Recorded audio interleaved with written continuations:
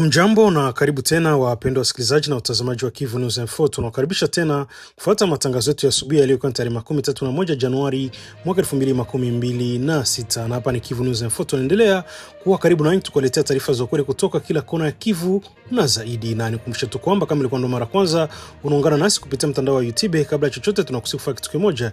Usisahau kusubscribe, kulike, comment na kushare, na kwa lugha nyingine anasema kujabone, kueme vile vile na kupartager. Na basi kama tayari utakuwa umeshafanya hivyo, acha tuendelee kusema asante sana kuchagua Kivu News Info kama kituo chako chema cha matangazo. Ni yetu na mazungumzo yetu kila siku, na kisha tunakuletea habari sahihi zenye kuaminika tena kwa muda muafaka. Hivyo basi na uendelee kutuandikia kwenye namba zetu za WhatsApp na ukatujuza unasikiliza Kivu News Info kwa sehemu gani, na uende ukatuambia maoni yako aiza mapendekezo yako. Langu jina mimi ni Teloje Longa. Basi nakualika kuwa na mimi mwanzo hadi mwisho wa matangazo yetu ya asubuhi ya leo ya tarehe 31 Januari mwaka 2026. Na hii ni Kivu News Info, sauti ya wananchi. Basi endeleeni kuungana nasi kila siku, kwa sababu hapa kuna habari za ukweli na zenye kuaminika. Basi karibu tukupashe. Serikali ya mkoa wa Kivu Kusini imelaani vikali mauaji ya kikatili yaliyopangwa na waasi wa M23 dhidi ya raia wasio na hatia yaliyotokea Alhamisi tarehe 29 Januari katika soko la Sange, wilaya ya Uvira. Kwa mujibu wa taarifa rasmi, tukio lilitokea majira saa 12 jioni kwa saa za eneo hilo, ambapo vipulizi vilirushwa katikati ya umati wa wananchi walikuwa hawana silaha wala ulinzi wowote. Shambulio hilo limesababisha vifo vya watu 5, wengi wakiwa ni wanawake, huku watu wengine 11 wakijeruhiwa vibaya. Tukio hilo limeacha majonzi makubwa, hofu na simanzi miongoni mwa wakazi wa Sange na maeneo ya jirani. Serikali ya mkoa wa Kivu Kusini inaeleza kuwa kitendo hiki ni sehemu ya kimkakati ya wazi na ugaidi unaotekelezwa na waasi wa M23 unaolenga kuwashambulia raia kwa makusudi ili kueneza hofu, kuchafua ukweli na kujaribu kuipotosha jamii na kubebesha lawama kwa jeshi la Jamhuri ya Kidemokrasia ya Kongo FARDC. Lengo lao kwa mujibu wa serikali ya mkoa ni kulalisha mashambulizi yao na kuendelea kuvuruga usalama wa mji wa Uvira na maeneo mengine ya mkoa wa Kivu Kusini. Kupitia mashambulizi yao, waasi hao wanakiuka wazi haki za binadamu, hususan haki ya kuishi, heshima ya kibinadamu na usalama wa raia. Serikali ya mkoa wa Kivu Kusini inasisitiza kuwa vitendo hivi havikubaliki kamwe na vinapaswa kulaaniwa na jamii ya kitaifa na kimataifa. Katika taarifa hiyo, serikali ya mkoa wa Kivu Kusini inatoa wito wa kuchukuliwa kwa hatua madhubuti za haraka na za kuamua ili kukomesha kabisa uvamizi wa ghasia za silaha katika mkoa wa Kivu Kusini. Inahimiza juhudi za pamoja na za kurejesha amani ya kudumu, usalama na utulivu kwa manufaa ya wananchi wote. Hatimaye serikali ya mkoa inatoa pole kwa familia za waathirika, inawatakia uponaji wa haraka majeruhi na inawahakikishia wananchi wa mkoa wa Kivu Kusini kwamba itaendelea kusimama imara katika kulinda usalama wao, utu wao na haki yao ya msingi ya kuishi kwa amani. Serikali ya Burundi imetangaza kwa sasa si wakati mwafaka wa kufungua tena mpaka wa Gatumba upande wa Burundi na Kavimvira nchini Jamhuri ya Kidemokrasia ya Kongo kutokana na hali ya usalama ambayo bado inaonekana kuwa tete katika eneo hilo. Tamko hilo lilitolewa Alhamisi tarehe 29 Januari mjini Bujumbura na waziri wa mambo ya nje wa Burundi Edouard Bizimana wakati wa mkutano na mabalozi pamoja na waandishi wa habari uliohusu hali ya usalama mashariki mwa DRC na mapokezi ya wakimbizi wa Kongo nchini Burundi. Kwa mujibu wa wizara hiyo, waasi wa M23 na makundi mengine yenye silaha bado hawajajiondoa kikamilifu katika mji wa Uvira. Alisitiza kuwa kufunguliwa kwa mpaka huo kutafanyika pale tu masharti yote ya kiusalama atakapokuwa ametimizwa kikamilifu. Aliongeza kwa Burundi inaendelea kufuatilia kwa karibu mwenendo wa hali ya usalama katika eneo la mpaka. Edouard Bizimana ameeleza kuwa katika siku za hivi karibuni kumeshuhudiwa harakati za makundi ya uasi wa Burundi wanaoshirikiana na waasi wa M23 pamoja na jeshi la Rwanda wakielekea karibu na mpaka wa Burundi, hususan na eneo la mto Ruzizi. Alisitiza kuwa ingawa Burundi haina nia kushambulia nchi yote, haitasita kulinda mipaka yake endapo kutakuwa na tishio lolote kwa usalama wa taifa lao. Waziri huyo pia alitaja uwepo wa waasi wa Red Tabara pamoja na kundi la FNL kuwa miongoni mwa sababu zinazoongeza wasiwasi wa kiusalama upande wa Burundi. Katika kauli yake, Edouard Bizimana alipinga taarifa zinazodai kuwa wanajeshi wa Rwanda wameondoka kikamilifu katika mji wa Uvira. Kwa mujibu wake, wanajeshi hao hawajaondoka bali wanajificha na kujipanga upya kwa mbinu za kivita. Alidai kuwa baadhi yao wanaendelea kufanya operesheni chini ya mwamvuli wa waasi wa M23.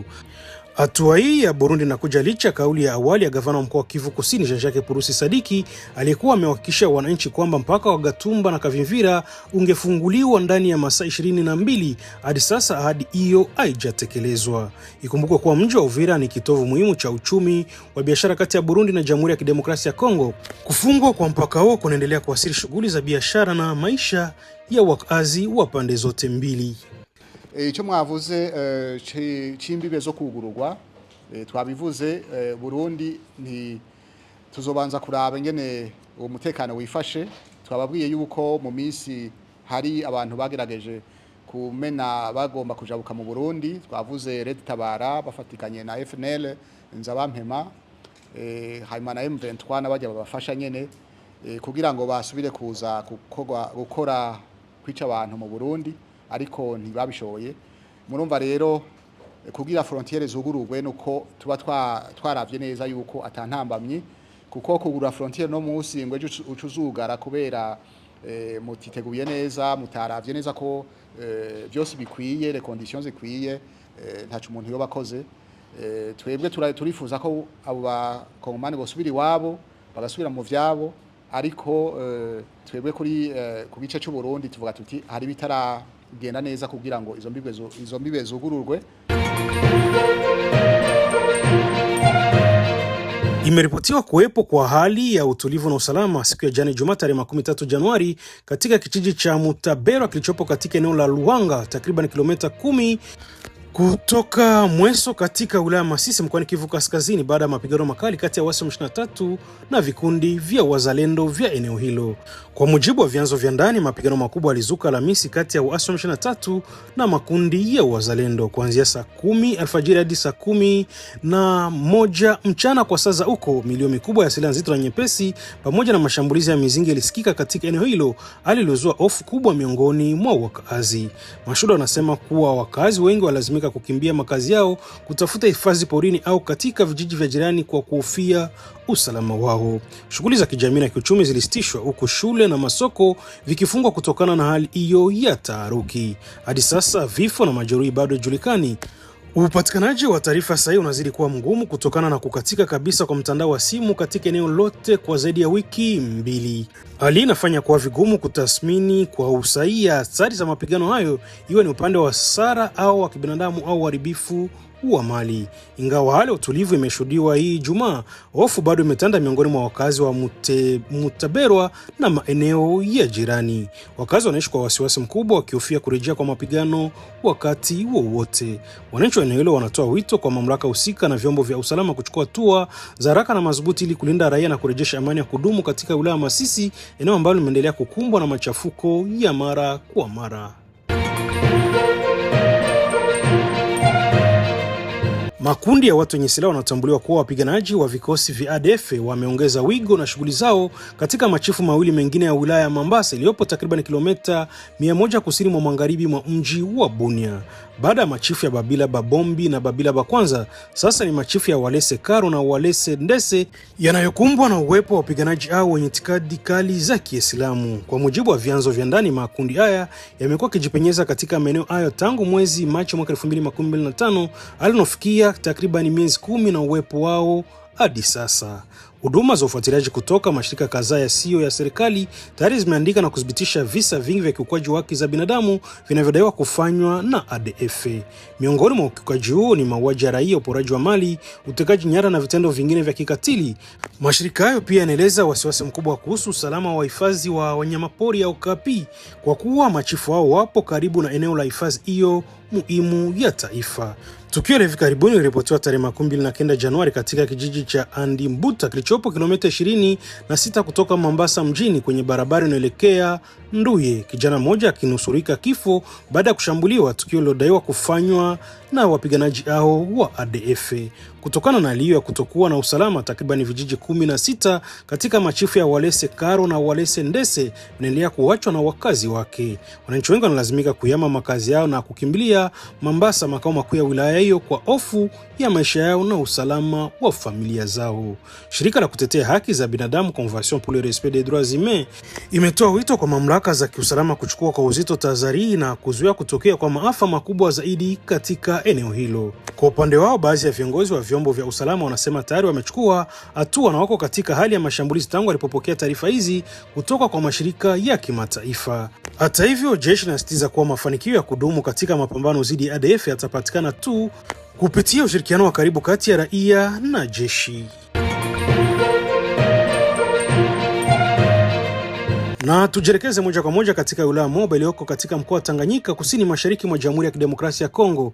Watu 4 wanaodhaniwa kuwa wahalifu wamekamatwa na vyombo vya usalama. Taarifa hii imeripotiwa Ijumaa tarehe 13 Januari na vyanzo vyetu vya eneo hilo, ikinukulu kauli ya msimamizi wa wilaya hiyo Victor Kamkwa. Kwa mujibu wake, watu hao wanaotumiwa kuhusika na vitendo kadhaa vya kihalifu vinavyokuwa vikifanywa katika eneo hilo. Victor Kamkwa amesema kuwa washtukiwa hawa walikuwa wakifanya uhalifu wao katika ziwa Tanganyika, ambao walishambulia wananchi, kuwaua baadhi yao na kupora mali zao. Alieleza kuwa kukamatwa kwao ni matokeo ya operesheni ya kiusalama zinazoimarishwa katika ziwa hilo.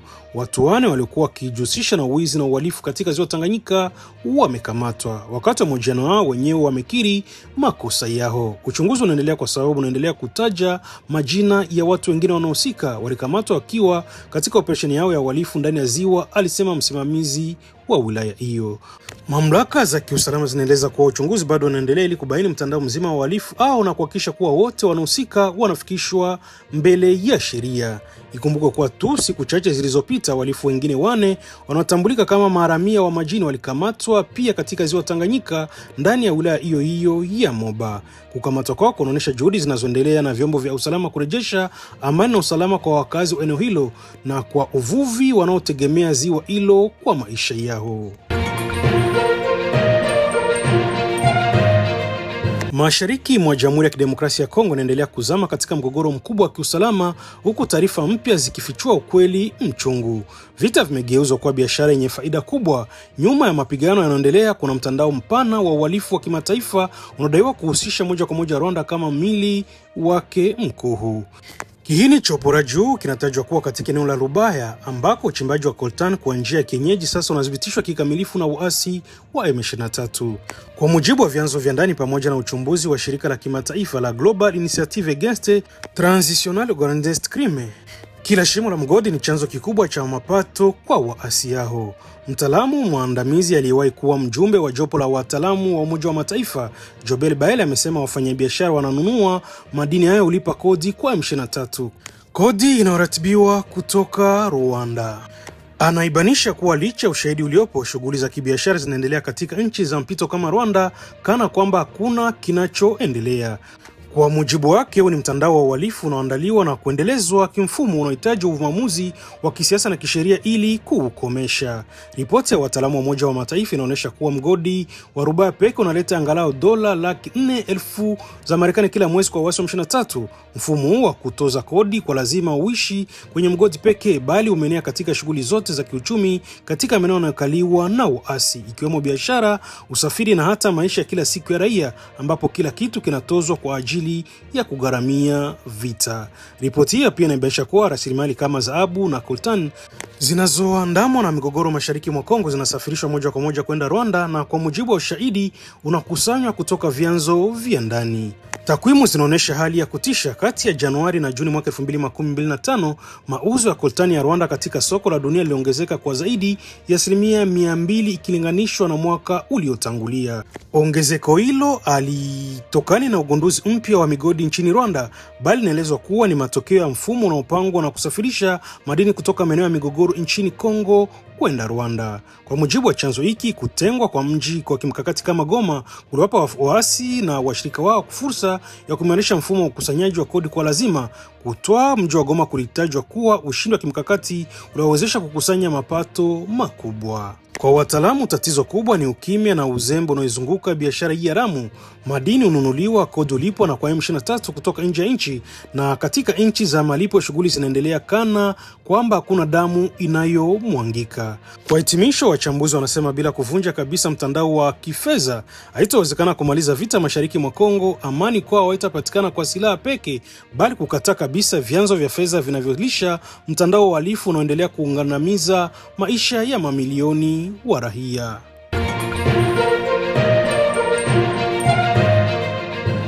Gavana wa mkoa wa Kivu Kusini Jean-Jacques Purusi Sadiki aliongoza kikao cha usalama mjini Uvira kilichohusisha wanachama wa kamati ya ushauri wa usalama mkoa na wilaya pamoja na wabunge waliochaguliwa wa Uvira. Kikao hicho pia kilihudhuriwa na viongozi wa mila na jadi, wakuu wa kata pamoja na wakuu wa mitaa ya barabara. Lengo kuu la kikao hicho kilikuwa ni kuanzisha mfumo wa kipekee wa kuimarisha usalama katika mji wa Uvira na maeneo yake ya jirani. Mpango huu unakusaidia kuhakikisha ushirikiano kati ya vyombo vya usalama, viongozi wa kijamii na wananchi ili kudhibiti vitendo vya uhalifu, kudumisha amani na kuhakikisha raia wanakuwa salama katika shughuli zao za kila siku. Asante sana mtangazaji. Ni kusema kama leo tunafanya kitu banaita Conseil de sécurité. Mwenyewe kulikuwa ba membre ya Conseil de sécurité c'est-à-dire provincial, comité provincial ya sécurité, kulikuwa comité local ya sécurité. Na wengine bali participer, ilikuwa ba député élu wetu ba hapa Uvira, mnabaona hapa. Kulikuwa ba organisation ba chef traditionnel, par ba chef traditionnel, kulikuwa ba chef d'avenue, ba chef de quartier, ba chef de cellule. Na idea ya kwanza ilikuwa kusema kwanza tu créer système ya renforcer sécurité, parce que pour éviter ba infiltration ainsi de suite, tulisema kama tunatia système ya nyumba kumi.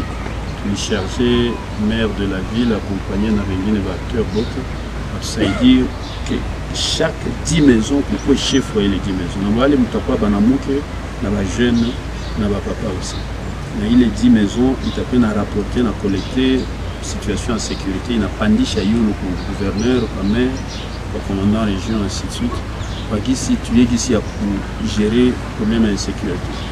Na bale batakuwa nalipiwa province itafanya prime spéciale ya kwa napatia bale batu kila mwezi sudi basi wapate communication, wapate kitu ya kula ainsi de suite, na wapate ka bureau kwa kutumika kwa condition yake. Donc vraiment tunalomba population iadere kwa ile idée.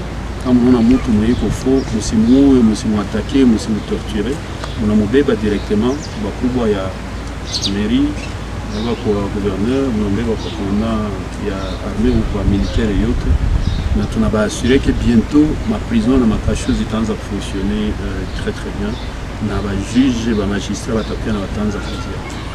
Kwa ile tena nipenda niseme kama tulidiscuter aussi juu ya kufungula ma frontière. Installation ya DGM na service haute frontière inamaliza kazi leo kuinstale. Tutafanya test ya machine zote kesho, na tunaanza kama Mungu akibarikia kesho yake tunaweza fungula frontière ya Kavimvira yenye na tueneo Uvira na Bujumbura.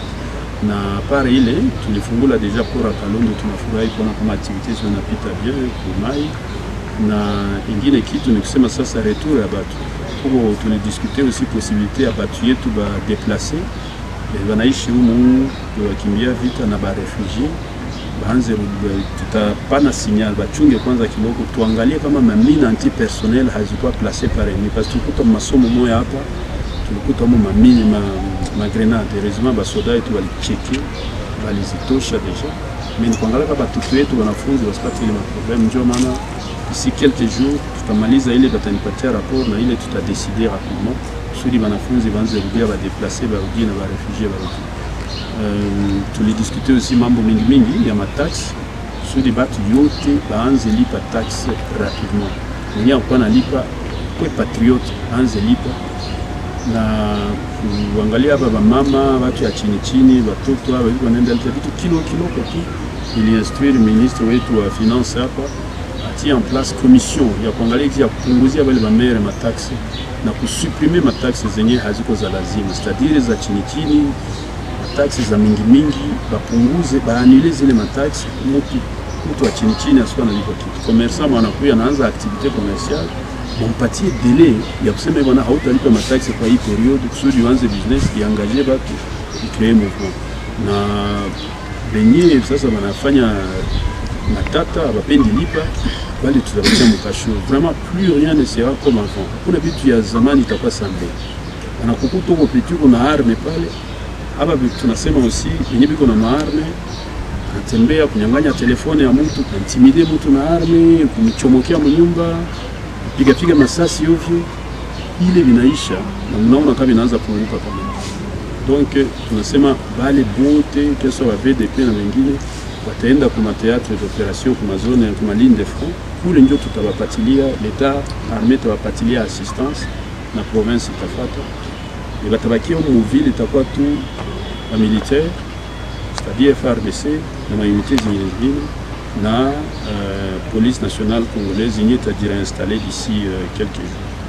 Donc sio kama ni sababu kitu ya mingi tulisumulia ndio bile na kusema kama hizi niliprometra kama watu ya kazi ya province wanatumika hapa watalipiwa justement d'ici kesho ala kesho yake kuta na tutapiganisha tu reprendre population ipo tunasi hivi vitu baliiba kudro metogari ile ni rien muache balitakuwa kutafuta kututia chini kutaonesha kama tuko capable ya kureprendre ile vitu tutu kusome tu pays kabambi mkubwa wa nchi Felix Antoine Tshisekedi Tshilombo alisema waambie watoto ya Uvira watoto ya Sud Kivu msijali na vile batoke kwanza watatoka kwa une fois vraiment msijinquiete hii mabitu tunasikia runingu wapi tout ça usidanganyike ni ma réseaux sociaux armée tu hapa tunatoka kamata point 0 hapa il y a quelques heures il y a asubuhi na tutaendelea tuko bien protégé monsieur Go tuko vraiment bien protégé ndio hivi sinon atungekuwa hapa tumifuate ile marumeri tuko nasikia fasio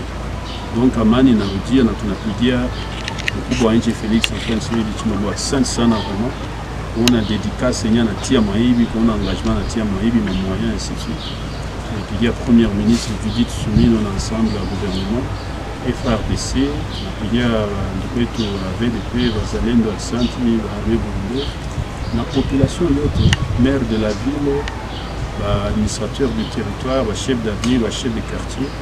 Vraiment, merci beaucoup. Nani, journalisme, on s'est dit pour passer le message. Je sais que la main dans la main, on va continuer à travailler. On va sortir ce pays de la situation où il se trouve. Et je vous donne ma promesse. Nous allons être à Kamanyola bientôt, à Bukavu bientôt.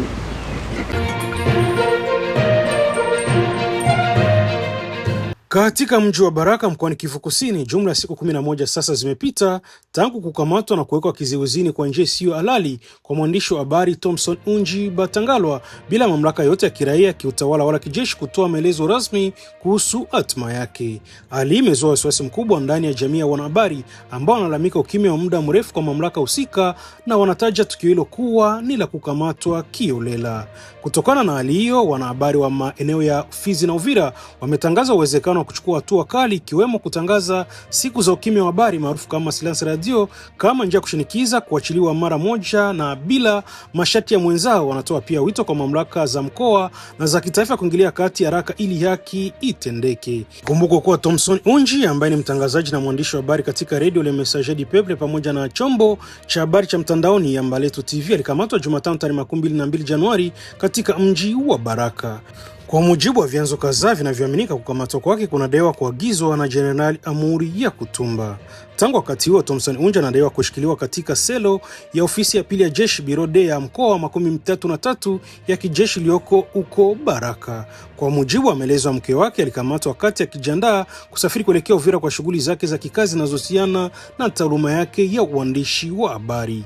Hali imeongeza mashaka makubwa kukamatwa kwake kunahusiana moja kwa moja na kazi yake ya kihabari. Kwa mujibu wa Jonas Seba, mratibu wa mtandao wa wanahabari wa Fizi, alifika pamoja na wanahabari wengine katika ofisi ya polisi ya taifa ya Kongo mjini Baraka. Thomson Unji anatumiwa kushirikiana na waasi wa M23 wakati wa kipindi cha uvamizi wa mji wa Uvira. Tuhuma hizo zinadaiwa kuhusishwa na mahojiano aliyowahi kuyafanya katika Radio Le Messager du Peuple na Shedi TV na baadhi ya viongozi wa uasi wa M23. Hata hivyo, mashirika kadhaa wanahabari na watetezi wa haki za binadamu yanapinga vikali tuhuma hizo, yakitaja kuwa hazina msingi wowote. Kwa mujibu wa Thomson, alitimiza majibu wake wa kitaaluma kwa kutoa taarifa kwa umma kwa njia huru na ya kiutaalamu bila upendeleo. Mashirika ya waandishi habari yanakumbusha kuwa hapo awali mwandishi huyo amewahi pia kufanya mahojiano ya vipindi mbalimbali na jeshi la Jamhuri ya Kidemokrasia ya Kongo pamoja na wazalendo kwa kushirikiana na msemaji wa kamanda wao. Kwa kumzungumza na pande zote katika mgogoro ni uthibitisho wa uhuru wa uhariri na uadilifu wa kitaaluma, hasa katika mkataba wa vita vinavyokabili jeshi la Jamhuri ya Kidemokrasia ya Kongo kwa kushirikiana na wazalendo dhidi ya waasi wa M23 wanaodaiwa kuungwa mkono na majeshi wa Rwanda. Hatimaye vyombo vya habari na mashirika ya kutetea uhuru wa kujiteleza yanasisitiza kuwa uandishi wa habari si kosa. Wanadai kuachiliwa mara moja kwa Thomson Unji, huku wakitoa wito wa kuheshimiwa kwa haki za msingi na kibinadamu, uhuru wa vyombo vya habari nchini Jamhuri ya Kidemokrasia ya Kongo. Waziri wa biashara nje wa Jamhuri ya Kidemokrasia ya Kongo, Julien Paluku, ametoa kauli kali kuhusu tuhuma za wizi na udanganyifu zinazohusiana na ofisi ya OCC. Taarifa zinaeleza kuwa mkurugenzi mkuu wa OCC, Etienne Chimanga Mutombo, anadaiwa kuanzisha mfumo wa kompyuta wa kudhibiti uingiliaji wa bidhaa kwa njia ya kigeni bila kupitia mfumo rasmi wa serikali, jambo linalosababisha hasara kubwa kwa hazina ya taifa. Hasara inakadiriwa kufikia maelfu ya dola za Marekani kwa mwaka 2025. Waziri Julien Paluku ametoa agizo kali za kuchukua hatua madhubuti dhidi ya mkurugenzi huyo na kumpa siku 12 kuwasilisha hoja zake za utetezi kama ilivyofafanuliwa katika barua hiyo iliyotolewa rasmi na wizara. Tukio linaonyesha jitihada za serikali kudhibiti rushwa na kuhakikisha mali za umma hazidanganywi.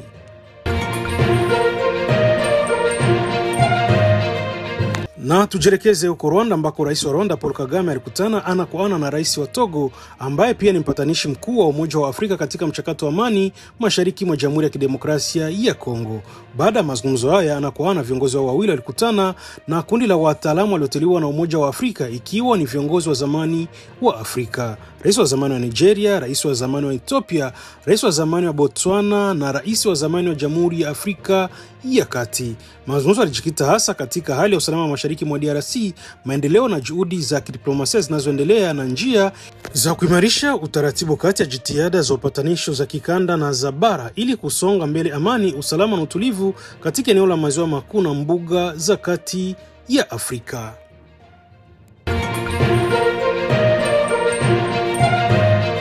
Na ni kupitia taarifa hizo ndipo tunahitimisha matangazo yetu ya asubuhi ya leo, ikiwa ni tarehe 31 Januari mwaka 2026. Naomba kwa kusikiliza ni Kivu News Info, ambao kila siku tunaendelea kuletea matangazo yetu tukiwa mashariki mwa Jamhuri ya Kidemokrasia ya Kongo. Na kama ilikuwa ndo mara kwanza unakutana nasi kupitia mtandao wa YouTube, basi kabla ya kuondoka tunakusihi kufanya kitu kimoja: usisahau kusubscribe, kulike, comment na kushare, na kwa lugha nyingine unasema kujabone, kueme vile vile na kupartager. Na basi kama tayari utakuwa umeshafanya hivyo, acha tuendelee kusema asante sana kuchagua Kivu News Info kama kituo chako chema cha matangazo. Ni yetu na mazungumzo yetu kila siku, kisha tunakuletea habari sahihi zenye kuaminika tena kwa muda muafaka.